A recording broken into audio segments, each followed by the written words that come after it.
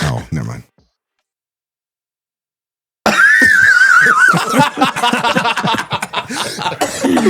What's going on?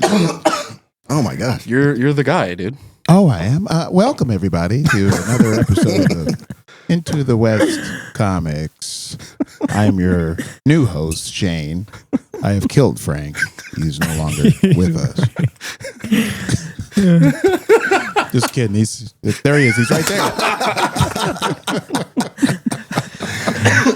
I was looking for some gum. I was going to say, how long are you going to let him spin his wheels for?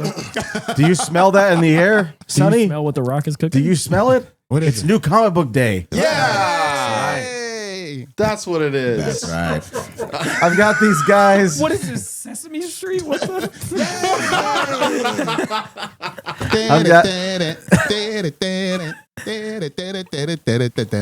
I knew I shouldn't have been on this segment. Oh, yes, you should. These guys are here. New Comic Book Day. You got some stuff over here. I do. I got some Marcus, stuff. tell me about your stuff. All right. Well, this week for me, it was all about DC. Some really good runs came to a close this week. And the first one, excuse me, the first one is none other than DC Horror Presents Sergeant Rock and the Army of the Dead. Sonny sounded like Kermit the Frog. Sorry. Yeah. He said, huh? Sergeant Rock is back, and it is great. It was a 6-issue miniseries that ended, and basically what you have is you have Sergeant Rock, and he has he's sent on a reconnaissance mission just to track and find and just report back intel on a doctor that's supposed to be very high up, close to Hitler. This is set in World War II, and they're just following him around and reporting back to headquarters what they're seeing. And it turns out as they're going through and they're just monitoring his activity, the doctor's activity, they find the man himself, Hitler himself. And it turns out that because in the broader scope of what's going on, the Hitler's losing the war, but he's finding a way to reanimate his dead soldiers. So we got the Nazi zombies thing happening. Wow, And it's a lot of fun. that's fun. Yeah. And that's what basically they find out. This reconnaissance squad finds out following this doctor, and it ends with a final showdown between Sergeant Rock and the man himself, Hitler, and of course we won. And then it ends. But then Does it Hitler have a says, samurai sword? What is he rocking right there? Was that a? "Oh no, that's his hands." But then that's Is that a knife in his neck? Oh wow, that's a knife in his neck. Yeah, Oh, wow. he That's awesome. got I thought it was injected. like a sword. Yeah, he got kind of messed up and got some sort of zombified in the fray of everything. Yo, that's kind of a dope idea, though. Like, what if you had a character who, like, sheathed his sword, like, in his, like, back or something? Yeah, right. Bruh. Just like, That would be pretty That cool. would be mad cool. But it's good, and it ends by really by teasing that it's probably gonna continue in some form or fashion, either another arc or whatever. And it's pretty cool, and it looks like Sergeant Rock is going to be he's being approached by one of his command to be a part of this new elite anomaly squad that they're forming within their branch. So I was like, okay, so there's definitely room for another arc of this coming, but that concluded. And there's you could be able to buy like a hardcover pretty soon. Yeah, yes. pretty soon. Huh? Pretty soon, yeah, because they're DC's pretty good about cranking out those trade paperbacks do and a good job of hardcovers after the conclusion. So within the next month or so, we'll probably see more information on that. And then it was great story. Love war comics in general, whether it be Captain America, whether it be Sergeant Fury, whether it be Sergeant Rock. They're great. They're This a lot Gary of fun. Frank cover is dope, too. yeah, it looks really cool. Yeah, Gary Frank. Yeah, Good stuff. I love his artwork. Anytime I think he did Absolute. I think he did Doomsday Clock. Yes, he did Doomsday Clock. And he's pretty much the reason why I have that in absolute format. Well, that's what I was going to say. He brought that book from like a 6 to like a 8 for me just because the art is so incredible. Gary Frank is awesome. Yeah.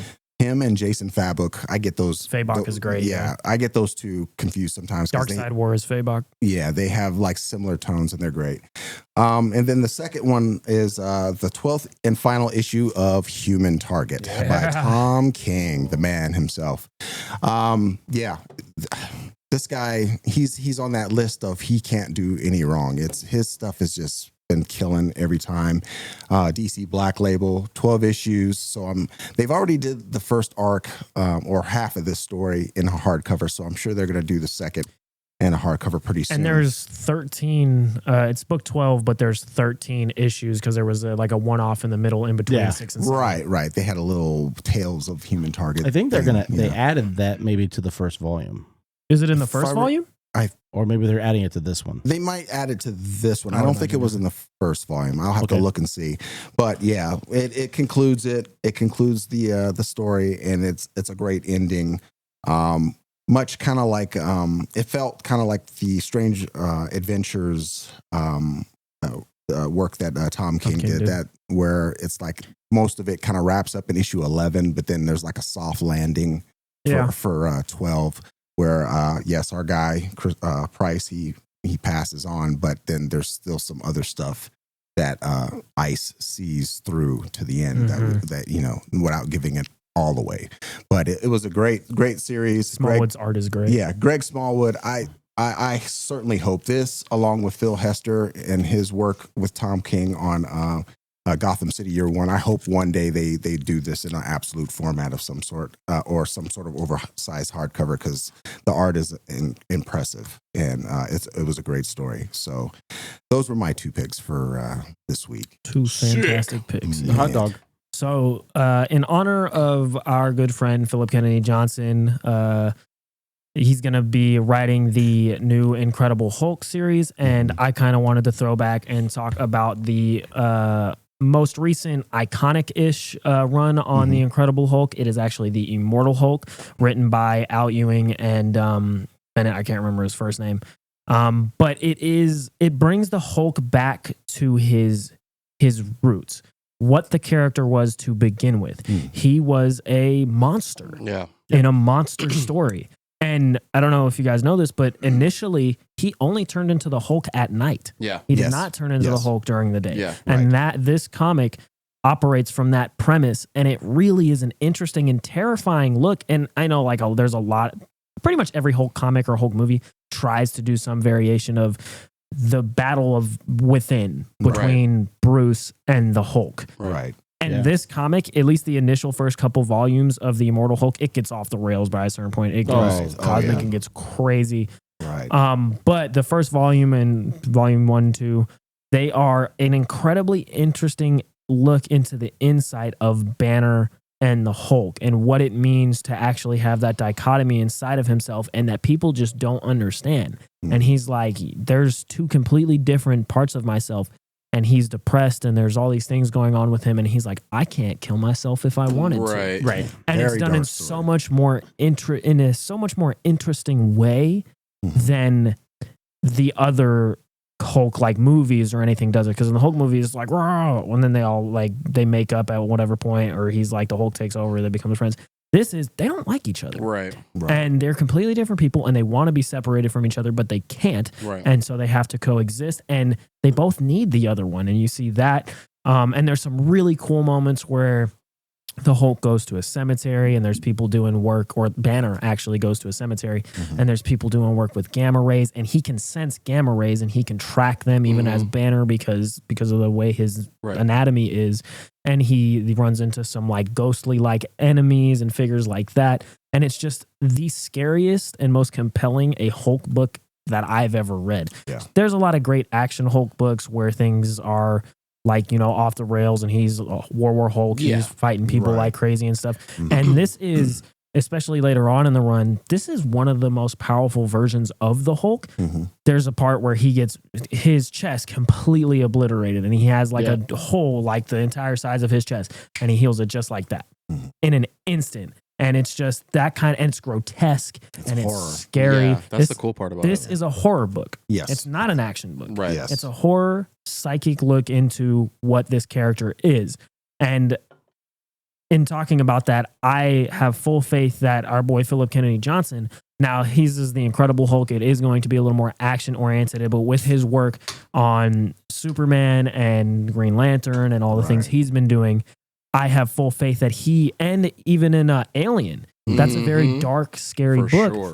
And he is going to do, I believe, a wonderful job of integrating the best of the action for the Incredible Hulk, as well as the dichotomy between Banner and the Hulk, and implement some of that horror. Like some of the Last God stuff, if he implements that into his run on the Incredible Hulk, it could be every bit as good as the Immortal Hulk.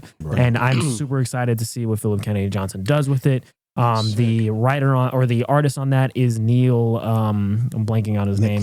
Nick Klein. Yeah. Nick Klein. Excuse me. He's the current doing Thor. Yeah, he's the current Thor. And the art style they're going with for Philip Kennedy Johnson's book, he's put out a couple of snippets. It looks like it's going to be a horror book, a horror action book. It's giving that kind of vibes, and I'm just very excited for him and to see what they do. And I'm excited to have him on to talk about the Hulk and how he's going to tackle it and stuff like that. And that's just very fun. And this book is fantastic. It's short. It's not long. Omnibus for that is coming out later this year. Yeah, because it's just wrapped up, right? July, yeah. Yeah, all 50 issues. We'll bring it in for you. I'll bring it in for you, Shane, to check out. Yeah, please. All 50 Marcus and I are both getting it. Yes. This is Borrow issues 1 Marcus's. through 5 for volume 1. So yeah, if you want to do the trade, by all means, give it a gander. It is a very dark story. It is a very very intense character study, is what I would call it. It's a very That's a intense great way to put it. character study of the Hulk and Bruce Banner. That's cool. Yes, the omnibus is coming out in July. It's collecting all 50 issues plus the 5-issue miniseries of Gamma Flight, which came after Al Ewing departed from the book and Donny Cates took over. But yeah, with Nick Klein doing the artwork, just with seeing his stuff from Thor that he's done with Thor already, it's very gritty. It's going to have that, you're going to get that gritty horror element there, definitely. So it'll be curious to see what PKJ does, if he's going to go back to the basics. Are we going to go back to the Immortal Hulk, or maybe even further back, or are we going to separate it? Because with Incredible Hulk, there's a lot of his continuity. For to say he's one of the mainstay characters of Marvel, his continuity has been inconsistent at best. For sure. You know, there are times where Bruce Banner and Hulk are one. There are times when they're two completely separate people, and you just see the Hulk by himself, where Bruce Banner may have died out and petered out later somewhere. You know, you just never know. Down. Yeah, petered down. Petered up.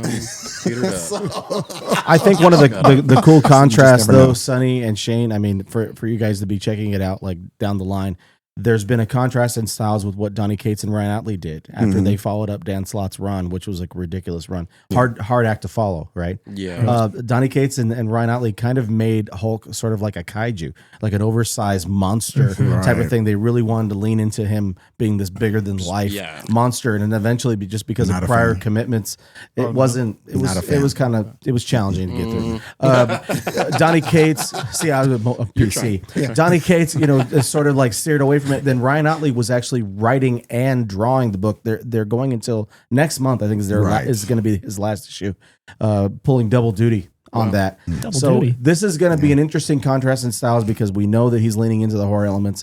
I have full faith in what Philip Kennedy Johnson's vision is for this series. I can't wait to see what he's going to do. And I'm looking forward to it. I think it's going to be a lot of fun. It's June 21st. Correct. I think is the first issue. Okay. So that's exciting. I just saw the cover. It already looks nuts. Like, it's got blowing long hair and and the tweets and the Instagram. Internet's going crazy. It's going crazy with it right He now. posted that picture of Klein's art, and it's like the house burning and Banner walking down like a lonely train track, and I'm like, this looks Can't like wait. You're like, I'm already he's blending sold. in like just the visual storytelling of probably the scripts he's giving to Klein, looking like The Last God, feeling like Alien, but being a Hulk book. And I just think all the stuff he's done, it lends really, really well to what he's going to do in this book.